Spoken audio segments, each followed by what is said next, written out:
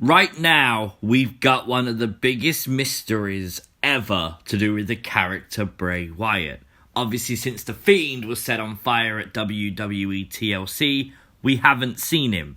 We know from what Alexa Bliss has said, he's not gone forever and he's likely to return soon. But what sick, deranged mind of Bray Wyatt has come up with is a complete mystery. I cannot wait to see what Bray Wyatt returns to WWE as and how it's done. But that mystery is still unsolved, and I thought that's the perfect segue to make a video looking at other mysteries from the Firefly Funhouse that are currently unsolved. Maybe we can solve a few in the process. The first big mystery to talk about comes from the episode where Bray Wyatt warns of stranger danger, and it's to do with Abby the Witch's clock. Of course, this clock did read 3:16, and it read that, she said, because Stone Cold Steve Austin showed up, and since he showed up, it read 3:16. Well, Abby, let me fix your clock. And after Bray hit it a few times, it then read 11:19. Now, straight away, everyone thought maybe that meant The Undertaker, who debuted in WWF at the time on the 19th of November. It would make sense. If it meant Stone Cold, surely it had to mean another superstar. Well, Ian Hest on Twitter tweeted out saying that he thought 11:19 in the Funhouse represents Ezekiel 11:19. I will give them an undivided heart and put a new spirit in them. I will remove from them their heart of stone and give them a heart of flesh. Ezekiel encounters what he sees as God, the Fiend, and four creatures, Abby, Mercy, Huskus, and Rambling Rabbit, on his journey to fight against, I'm not going to even try and pronounce that, exiling his fellow man. Now, this makes a whole lot of sense. We've seen on WWE the Fiend target people and then seemingly they change. It's something WWE have confirmed through commentary, through Braun Strowman, through Randy Orton recently as well. So the Bible term Ezekiel 11:19 does make a lot of sense. However, Bray responded saying maybe it has multiple meanings.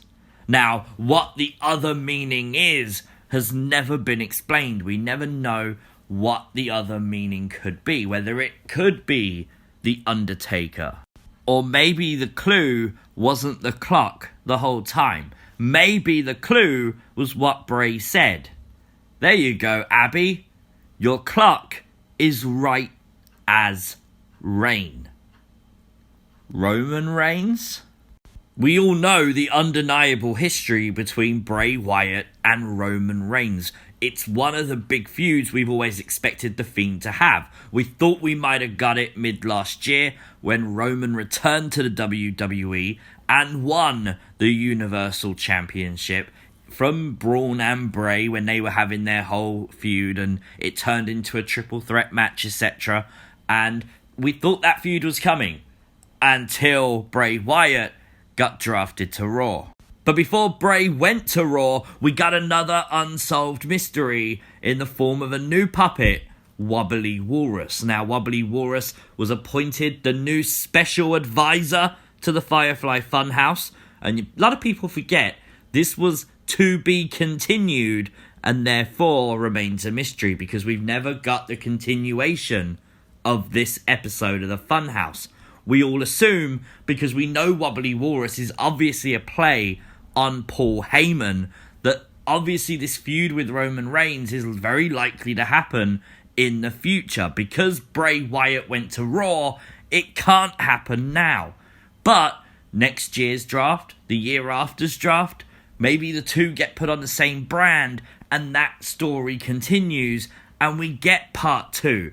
Maybe we get backstage knowledge on Bray Wyatt's past with Paul Heyman that he wants revenge for. That would make a lot of sense. Now, the Firefly Funhouse match gave us a whole heap of questions to do with Bray Wyatt. Of course, John Cena was the biggest question after the match, We saw John Cena go through seemingly his own personal hell and then disappear. And he seriously has not been seen in WWE since. Honestly, I think Vince McMahon has got a reward out for him. Hopefully it stops him using Goldberg just as much. So, contact Vince, guys. And it's important to remember what Cena actually said. Seemingly his last words in WWE. It was taken from a promo a few weeks before the Funhouse match where Cena basically said this match would eradicate the WWE of the most overhyped superstar in its history. And that is exactly what happened. But it wasn't Bray Wyatt that Cena was talking about. It was himself. Definitely indicating that that could be the last time we ever see John Cena, which I think is an absolute travesty, because I think John Cena versus The Fiend in an actual wrestling match would have been damn exciting too. But what happened to Cena was a mystery. Now, during the Firefly Funhouse match, which was actually the first time cult leader Bray re-emerged, brilliant Easter egg, because we later on saw that re-emergence. We'll talk about that later. But you see here quite clearly the Wyatt family lantern was there. You've got sheet masks everywhere from the old Wyatt family days. There even seems to be a gasoline can up there. Obviously Randy Orton. But there's a few other things in this picture which we cannot identify. The first of which is really, really fun. It's an actual urn. Behind the lantern is an urn. It's there, it's in plain sight, but it's hidden just enough that you might have missed it. And it's really, really cool because is that an indication of Undertaker? Maybe? There's also a creepy doll. We know, we've seen a lot of times dolls have been used in these Funhouse vignettes, in the Firefly Funhouse itself. So maybe the doll could represent something. A lot of people draw comparisons between the doll Bray used with The Miz in that feud and Alexa Bliss. And if that's true, then does that doll represent someone else for the future maybe? There's also seemingly what looks like a pig's mask next to Bray Wyatt. I don't think we've ever seen that actually used. I might be wrong. I can't think of one. But we have seen a boar mask on Twitter saying, let's take a real good look at you. Hashtag Cult of Windham. Now, I had no idea what this was at the time. It's an old tweet now. And everyone assumed that this was going to be a new mask, a new friend joining the Fiend, a new character for the Funhouse. It still could be, but I feel like we can actually answer this one today. And it's thanks to Jarrell. He tweeted this to me the other day, saying that he just realised that this is actually a Code Orange lyric. If you don't know, Code Orange is the band that perform the Fiend's entrance song. So obviously there's a strong connection. We know Bray's a massive fan of Code Orange. This could just be promotion for Code Orange, which I think is really cool. I really do like some of Code Orange's songs. So honestly, it's not something I ever noticed before. So shout out to you, dude, for noticing that. But it's cool that maybe we can answer at least one thing today. But of course, this tweet actually contains something else that could be perceived as a mystery. Hashtag Cult of Windham. Now, if you look at Bray Wyatt's Instagram page at the Windham Rotunda, you can clearly see it reads, Cult of Windham coming soon. Again, this has been around for a while now, and it's nothing seemingly WWE, because I think it might have happened by now. Also, with the name of Cult of Windham, well, that doesn't really strike true, because he's not Windham in WWE. His character is Bray Wyatt. It would be, I assume, Cult of Wyatt or Cult of Bray if it was going to be a WWE thing. On the other hand, we know Bray's friends use this hashtag. People like Kyle Scarborough, who helped design the Fiend's mask, etc. So you have to believe that maybe Cult of Windham could be some kind of podcast, some kind of project they're working on, maybe a movie. It could be something like that. Cult of Windham could literally just be Windham's friends. And they've got together and they have a plan to do something eventually, hence something's coming soon. Now, sticking with Twitter while we're on the subject, this is what I get asked probably twice or maybe even 3 times a week, is about revenge is a confession of pain. It's never been explored. Revenge is a confession of pain seems to be the title of Bray Wyatt's story. He adds chapters to that story that relate to people he's facing in WWE. And to me, Revenge is a Confession of Pain as a title is really, really telling. Because he's literally saying there that he's out for revenge. But because he's getting revenge, he's confessing pain. He's righting the wrongs from the past, we know that. So if he's righting the wrongs from the past caused him pain and he's correcting it. That's just my take on it anyway. Talking of the past, cult leader Bray, Eater of Worlds Bray Wyatt, was chainsawed in the Firefly Funhouse. In a very early episode, Bray Wyatt promised us he would never become that person again. Until he became that person again. And it makes you wonder, why? Is this the same Bray Wyatt that we knew all those years ago? Maybe not. Maybe things have changed as his story with the Fiend has progressed, and maybe cult leader Bray gets stronger each time until he becomes more powerful thanks to the Fiend and thanks to what Bray Wyatt is currently doing, righting those wrongs of the past. It's an interesting note to remember when he was cult leader Bray before, he had Abigail's guidance. We know Sister Abigail doesn't do that for Bray anymore. She left him in the Lake of Reincarnation all those years ago. But why is it then, as Jesse Callum pointed out, that Abby the Witch puppet has her veil down when the Fiend appears? Is Abby the Witch scared of the Fiend? Well, maybe, because if you remember at the very start of the Firefly Funhouse, Abby the Witch was very domineering of Bray Wyatt. She was almost like a parental figure to him. She would tell him off if he was making too much noise, etc. And then as Bray got closer to debuting the Fiend and stronger as the Fiend, because he was still working on it, don't forget, Abby seemed to back off and become more scared of Bray than Bray was of her. Talking of Sister Abigail, of course, we have to mention the fact Alexa Bliss portrayed Abigail in the swamp fight with Braun Strowman. This has never been explained. We saw it, we know it happened, it's a thing, and I don't think she's there to permanently portray a Sister Abigail type character.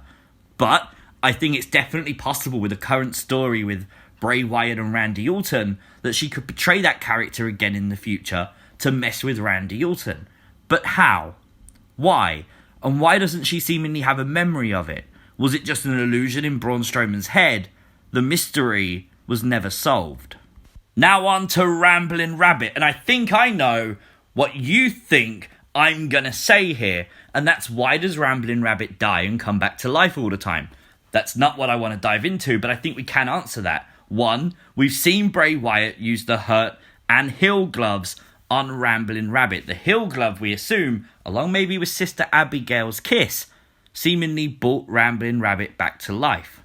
We also know Ramblin' Rabbit represents the critics of Bray Wyatt, and those critics never go away, hence Ramblin' Rabbit doesn't either. But that's not what I wanted to dive into. The biggest mystery to me is Ramblin' Rabbit. Dude, if you ever watch this video, why are you in the funhouse? We know you get murdered every single time you're there, pretty much. We know you've got a wife and kids. Why are you in the funhouse, dude? Go home. Spend time with your wife. Spend time with your kids. And live a nice, safe life. Dude. Now, the next mystery is stored in this picture as well. It's the paper plate mask. We saw Bray Wyatt with this in one of the original Firefly Funhouse episodes, and he seemingly used it. It seemingly looks like the Fiend, and you can see him use it as a mask. Now, I've always took this that maybe the paper plate symbolized some kind of game. And we know who loves to play games. Bray Wyatt. Is the whole Fiend character just one big game? It's never been answered, but the fact he had a paper plate mask of the Fiend, maybe. Where the hell did these children come from? Who are they? Why are they there? Why are they so sad? And why have we never seen them again?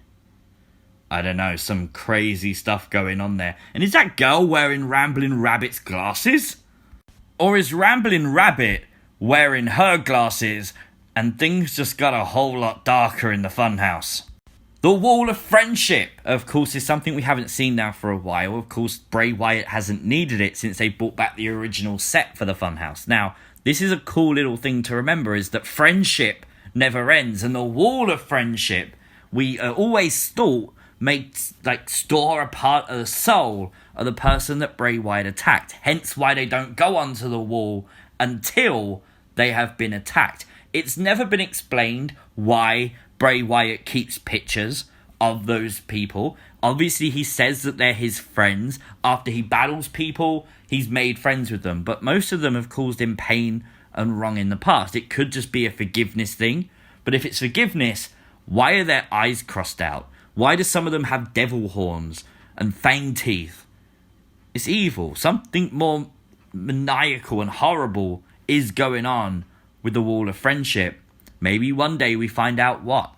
Now, one thing I love about the Firefly Funhouse is it is full of those mysteries, unsolved mysteries. And the best thing about it is when you finally get a question answered, another question takes its place. Just like the Hurt and Heal gloves. For months, we wondered what the Hurt and Heal gloves actually do for Bray Wyatt. Now, we can take an educated guess. We see him attack people with his right hand, shoving it down their throat, using the Hurt glove to cause pain, maybe to change people. And we've seen him use the Heal glove once to resurrect Ramblin' Rabbit, and a second time on Alexa Bliss when he seemingly controlled her mind and maybe healed her for his own pleasure, for his own desires, for his own needs. So we can kind of assume what they do, but what replaced the mystery with Hurt and Heal is now play and pain. We still don't know what play and pain do and what Alexa Bliss has the power to do with those gloves. Another mystery from the Firefly Funhouse. Just as one question gets answered, we get another one pop straight back up. And don't think it's going to be any different when the Fiend returns. One thing I think I'm pretty certain to say is when the Fiend returns, we will probably not see it coming. I don't know how the Fiend is going to return. It could return as just Funhouse Bray, as the Fiend. He could return with a new mask. He could be the Fiend 2.0. He could be the devil himself. He could be anything. But I guarantee you the air of mystery will remain, because that is exactly what Bray Wyatt and the Firefly Funhouse do. And it's one of the secrets of the success of the Firefly Funhouse. And why Bray Wyatt is such a genius to capture our attention the way he does. It's the reason Windham is the key.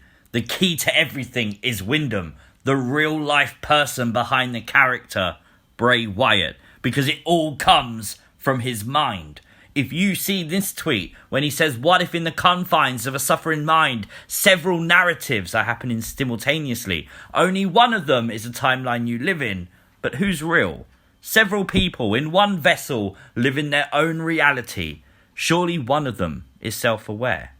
It's perfect, and it goes back to that voices in the head theory that we've literally been talking about, because Randy Orton has brought it into conversation recently, with the whole voices in his head are now being quiet. The legend killer's slowly dying. He doesn't need to do it anymore. He's finally found peace.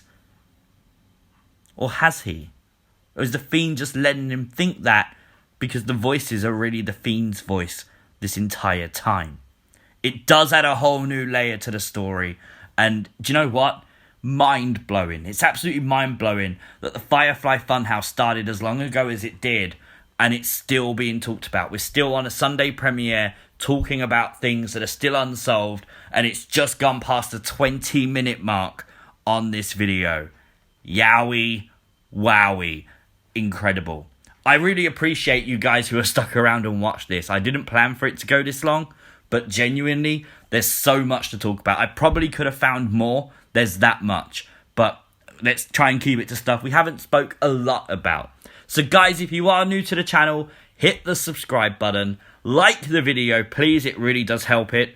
It will help it a hell of a lot. So if you haven't already, hit the like button. Share the video. Sharing the video really does help other people find it. If they think you think it's good, they'll come over and say, hey, let me check this out. So please make sure you do that. Of course, make sure you let me know your thoughts in the comments section down below. Follow me on Twitter and on Instagram at CWrestlingUK. I did put out a tweet earlier on in the morning asking people what their favourite mystery was. Hopefully I included as many of them in this video as possible. So hopefully you got your biggest mystery spoken about. I will see you as always next time. Peace!